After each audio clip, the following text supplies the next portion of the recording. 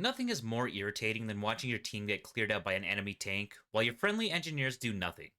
And even though you're doing everything you can to push those enemy tanks back, all you're doing is chipping away at their health. It's frustrating, and after the Season 3 update, it can feel like the engineer class is completely useless. But you still have the power to turn those enemy tanks into rubble. You just have to think smarter. So in today's video, I'll be showing you how to become a master of the engineer class. We'll be covering everything from training paths to the best loadouts to properly counter every vehicle. So let's get into it. First things first, you have to understand the roles you can play as an engineer. Obviously, you can be incredibly efficient at keeping enemy vehicles at bay, but you can also be just as efficient at keeping your team's vehicles alive or keeping enemy engineers away from your tanks in close quarters combat. So let's go over the core components of the engineer class. First is the signature gadget, which is obviously going to be the repair tool, which will let you repair friendly vehicles, gadgets, and even the AA turrets you can find spread across different maps. But you can also use the repair tool to do the opposite to enemy vehicles, gadgets, and the enemies themselves. And with the vehicle's self-repair ability being pushed back to 12 seconds, the repair tool is the only thing stopping the enemy from taking your team's vehicles out of the fight. Next is the engineer's signature weapon, which is going to be SMGs. The SMG proficiency is going to give you extra control while hip firing, which doesn't seem like much, but when combined with an SMG specifically built with extra hipfire accuracy in mind, you'll be able to efficiently run and gun through tight spaces. And while this is pretty situational, it can help you in mid-range engagements by giving you better accuracy when pre-firing or firing while in the process of aiming down sights. And the most important of all is the engineer's signature trait. This trait will reduce the amount of damage you can take from explosives when you're around a vehicle, and it prevents enemies from taking your team's vehicles near you. This means that you essentially have the keys to your team's tanks, ensuring that the enemy team won't take advantage of a tank driver's poor decisions. But if for some reason you need to step away from a vehicle, make sure you have a weapon at the ready to keep enemy players away. The Season 3 update has completely overhauled vehicle combat. It did simplify some of the damage models, but this ultimately made it much harder to consistently bring down enemy vehicles. Because of this, the most important decision you have to make as an engineer is choosing which training path will suit your playstyle the best. Both training paths come with the same class active ability, Thermal Overdrive, which will allow you to repair vehicles more efficiently for the first 10 seconds of repair time. The first training path you'll gain access to is the Anti-Armor path. Right off the bat, this training path is going to give you the passive ability Extra Rockets, which will give you 2 extra rockets right at the beginning of the match, which has become crucial after the health increase on the MBT and the APT. The next level you unlock during a match is Launcher Proficiency, which is going to increase your reload speed on rocket launchers by 15%. This is going to let you spam rockets more quickly so you can deal more damage before the enemy can react. And the final level is Devastating Impact. This final level in the anti-armor path is going to reduce the effectiveness of a vehicle's self-repair ability by 25% for 10 seconds. With the changes made to the self-repair feature on vehicles, this perk has become the perfect counter, ensuring the damage you deal will actually matter. And if you have more useful engineers by your side, you can destroy those enemy tanks before they even have the chance to escape. The next training path is the Combat Engineer path, which you can unlock by completing the Engineer 2 challenge. For this challenge, you'll need to deal 5,000 damage to vehicles with launchers, and 2,000 damage with mines. While this challenge can be a bit tedious depending on who you're going up against, this path is definitely worth unlocking. The first passive ability you get at the beginning of the match is Gadget Fortification. This first passive is going to permanently increase the health of friendly gadgets that you repair, which is going to be very useful for the support class's Deployable Cover or the recon class's Laser Designator. The next ability you get during a match is the Overheat Control ability, which reduces heat buildup on gadgets and vehicle weapons by 50%, which is going to be super useful if you're acting as a gunner for your team's vehicles. The final level you'll gain during a match is the Mine Detection ability, which will let you detect enemy mines within a 30-meter radius, whether you're in a vehicle or on foot.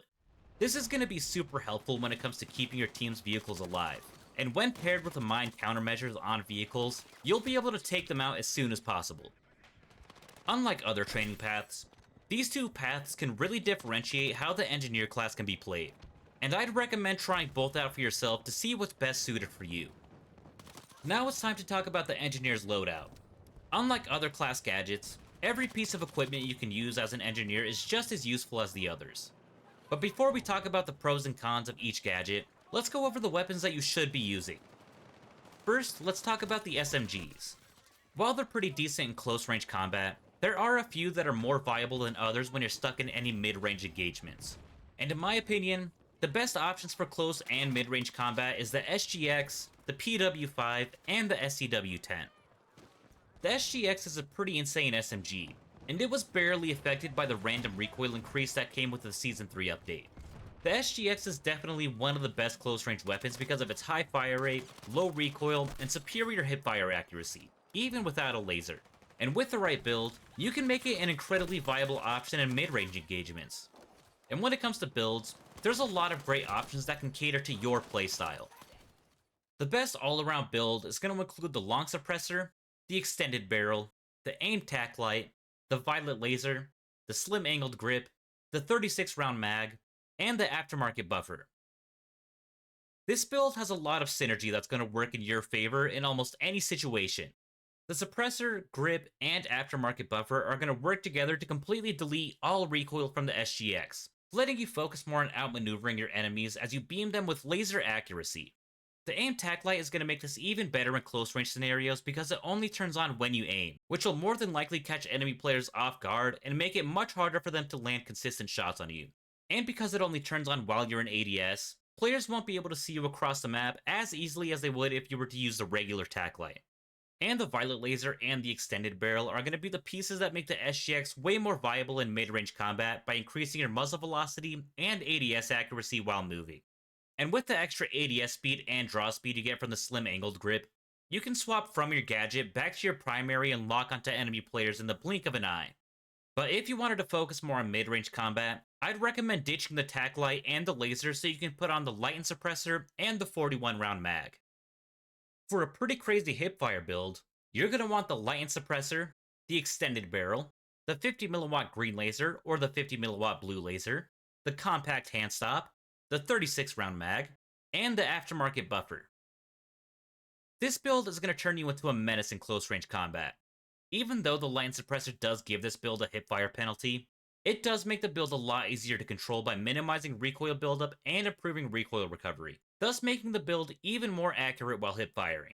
But if you don't care for the recoil improvements, I'd definitely recommend using the CQB suppressor since it's the only suppressor that doesn't have any penalties. I would also recommend sticking with the green laser since it does give you better hipfire bonus than the 50mW blue laser, but if you wanted some extra accuracy while you're in ADS, then the blue laser is definitely the way to go. And while the compact hand stop can be useful in CQC, there's going to be a lot more bullet spread while you're sprinting, and it's going to be harder to keep your crosshair on target since it'll be moving around a lot more while you're sprinting. So if you really want to be as accurate as possible, I'd recommend putting on the base 30 round mag so you can put on the slim angled or alloy vertical grip so you can get some extra control while hipfiring. As for the PW5, you can pretty much treat it the exact same as the SGX since it's equally as useful in close and mid-range combat because of its high fire rate and handling, and its low recoil and bullet spread.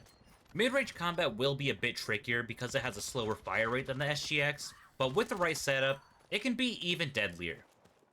The best setup you can put together for the PW5 includes the long suppressor, the extended barrel, the violet laser, the slim angled grip, synthetic tip ammo, and the aftermarket buffer.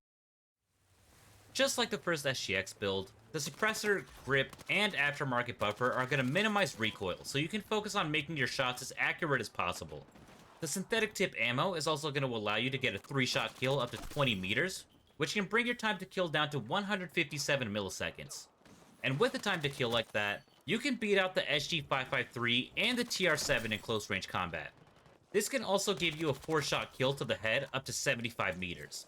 So getting even 2 shots on an enemy player's head will significantly reduce your time to kill at range. The hipfire build for the PW5 is going to be pretty similar to the SGX hipfire build. For this one, I went with a light and suppressor, the extended barrel, the 50mW green laser, the slim angled grip, and the aftermarket buffer. Just like the hipfire build on the SGX, I decided to use the light and suppressor so it's easier to control while hipfiring, but you can use the CQB suppressor as an alternative to get rid of that hipfire penalty. I also decided to use the slim angled grip instead of the compact hand stop to further increase my control on the weapon, And I kept the aftermarket buffer to reduce visual recoil on this build in case I needed to ADS. What's fun about this build is you can actually get hipfire kills up to 35 meters because of how accurate this build is. I obviously wouldn't recommend getting hipfire kills at that range, but it can be done. And finally, we have the SCW. If you don't know already, this is easily one of the best close-range weapons in the game, and it's one of the best SMGs for mid-range combat, delivering 25 damage between 10 and 20 meters, and 20 damage between 20 and 35 meters. The best all-around build for the SCW includes the long suppressor, the extended barrel, the red or violet laser, and the 25-round mag. This SMG can give you a minimum time to kill of 150 milliseconds, so you can get a kill on an enemy player before they can even react. I personally went with the violet laser just so the SCW is as accurate as possible in mid-range combat, but if you wanted to focus more on CQC, I definitely recommend using the red laser since it'll improve your hipfire accuracy. And I went with a 25-round mag because I just feel like you run out of ammo too quickly with the base 15 or 20-round mag. Unlike other SMGs, I don't have a hipfire build for the SCW since the mag options make the SCW less viable for hipfire builds. And it's not as accurate as other builds with the hipfire attachments. And obviously, these weapons are best suited for my playstyle since I like to be as efficient as possible in mid to long range scenarios, but all the SMGs can be just as good in the right hands. The best weapons you can use that aren't SMGs include the SG553, the DRS IAR, the B36A4, the M433, and the M16A4. I'm not going to waste any more time on weapon builds, so if you want to know what to put on these weapons, I'll have a couple videos in the description that go more in depth with these weapons. Now let's move on to the gadgets.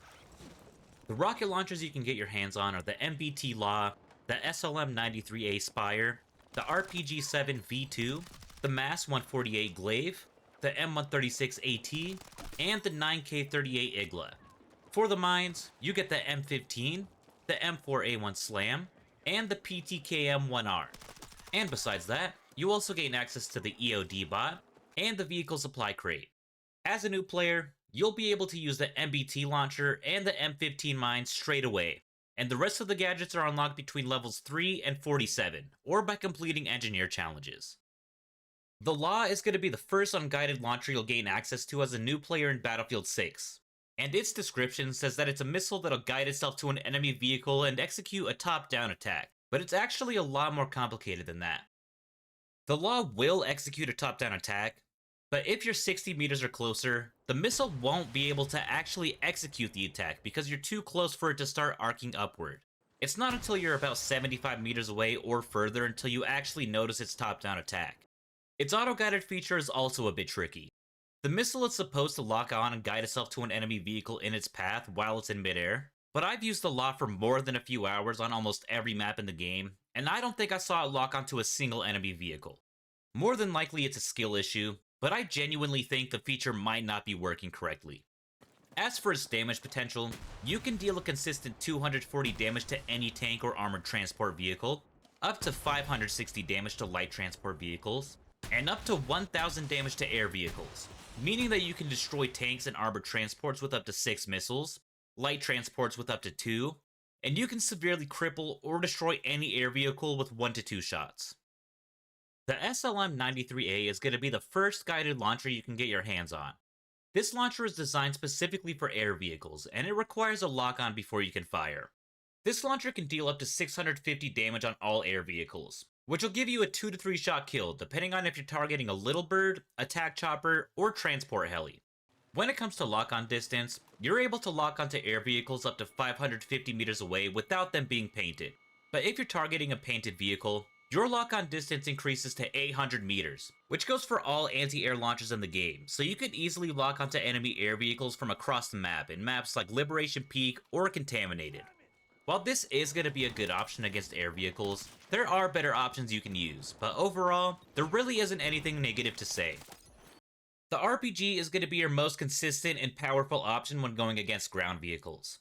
It is the most basic out of all launchers since it doesn't have any fancy lock-on capabilities, but it is going to deal the most damage out of all launchers. After the Season 3 and Blast Point updates, the RPG now deals between 173 and 460 damage, depending on where your shots land. So it'll now take up to 3 rockets at minimum to take out a ground vehicle with full health. But it still takes only 1 rocket to take out air vehicles if you're lucky enough to land a shot. On top of that, it deals 654 damage to light transport vehicles, 700 damage to the Little Bird and attack chopper, and 1000 damage to the transport heli. This will let you kill tanks in 3 to 7 shots, and 1 to 2 shots for air vehicles. The zeroing range for the RPG has also been reduced down to 22 meters instead of the 70 to 80 meters it was at before the Season 3 update, which means you'll have to aim above farther range targets to land a shot. Ideally, you're going to want to land your shots on the back of an enemy vehicle since that's where you'll deal the most damage, but any shots to the side of an enemy vehicle will more than likely scare them off and give your team some breathing room. The Glaive is going to be the only launcher in the game that's capable of locking onto ground and air vehicles, but in order to lock onto air vehicles, they need to be painted by a recon player on your team. The Glaive will execute a top-down attack just like the Law, but unlike the Law, it'll always execute a top-down attack regardless of range. What's annoying about the Glaive is that you need to be at least 40 meters away from ground vehicles in order to get a shot off. If you need to get any closer than that, the Glaive will display a close-range message while ADS, and you won't be able to shoot. Because the Glaive executes a top-down attack, it's going to deal 465 damage to tanks, 1000 damage to light transport, and 700 to 1000 damage to air vehicles depending on what you're going up against. Which means this will kill tanks in 3 shots, and air vehicles in 1 to 2 shots. Out of all the launchers, this is going to be your best option against ground and air vehicles. But like I mentioned earlier, you can't lock onto air vehicles unless they're painted, so you will be stuck relying on your team's recon players to mark them, which is really the only downside of the Glaive. The M136 is a pretty unique launcher. Unlike other launchers, you can actually guide this launcher's missile with the crosshair on the launcher itself, meaning that it isn't affected by any countermeasures from ground or air vehicles. But it can still be disrupted by the support class's missile intercept system or the recon class's hardware suppression system. The missile velocity has been significantly reduced after the Season 3 update, so you're going to need to lead your shots if you're going up against any air vehicles. Otherwise, your missile just won't be able to catch up to them. Luckily, the velocity is still fast enough that you can aim directly at and track ground vehicles without any issues. The M136 is going to deal 275 to 550 damage to tanks, 654 to light transport vehicles, and 700 to 1035 damage to air vehicles, giving you a 3 to 4 shot kill on tanks and a 1 to 2 shot kill on air vehicles.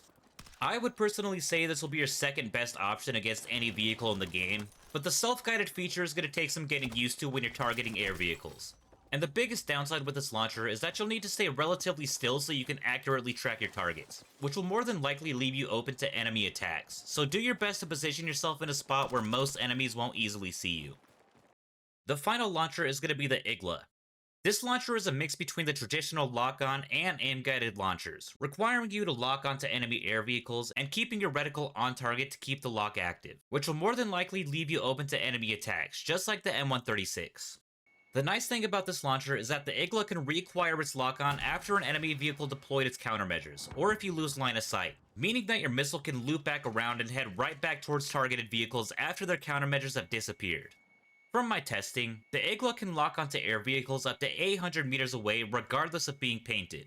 But don't be surprised if you can't lock onto unpainted air vehicles that are past the 550 meter range. When it comes to damage, it's going to deal 650 damage to air vehicles across the board, letting you cripple them in 1 shot and completely destroy them in 2. So if you're trying to complete the Engineer Specialist 2 challenge, I'd recommend staying away from this launcher. And besides that, I'd say that this is going to be your most consistent option for air vehicles. Next up are the mines, starting with the M15 AV mine. After the Season 3 update, you can only hold up to 3 mines at a time, but you can deploy up to 9 mines in total, giving you the opportunity to completely deny enemy vehicles from taking certain routes to any objectives your team is occupying. The M15 can deal up to 390 damage to MBTs and IFVs, which can easily cripple and immobilize enemy vehicles, giving you and other engineers the opportunity to get behind and take out enemy tanks before they have the chance to recover. The downside to this mine is that it can glimmer when an enemy vehicle gets close enough to them, so if they're paying attention, they can quickly deploy their mine countermeasures and move on. But besides that, this mine is more than likely going to be your best option when keeping tanks at bay. Next is the PTKM-1R. This mine is pretty unique when compared to other mines. Unlike other mines that require vehicles to drive over them, These mines will detonate when a vehicle drives within the mine's acoustic detection radius. And unlike other mines, the PTKM will execute a top-down attack, dealing up to 480 damage against tanks. Unfortunately, the Season 3 update has removed the PTKM's ability to trigger when any light vehicle passes it. Because these mines are a lot easier to see, it's recommended that you place them in bushes or behind small ledges so they aren't as easily seen by enemy vehicles or infantry. The final mine is the M4A1 Slam. These are the only mines that can be placed on the ground and on any vertical surface. But after the Season 3 update, you can't place them within 7 meters from each other, so you can no longer stack them on top of one another to deal extra damage. What you can do instead is place one of these mines on the wall directly next to an M15 mine so that an enemy vehicle detonates both mines at the same time, dealing massive damage.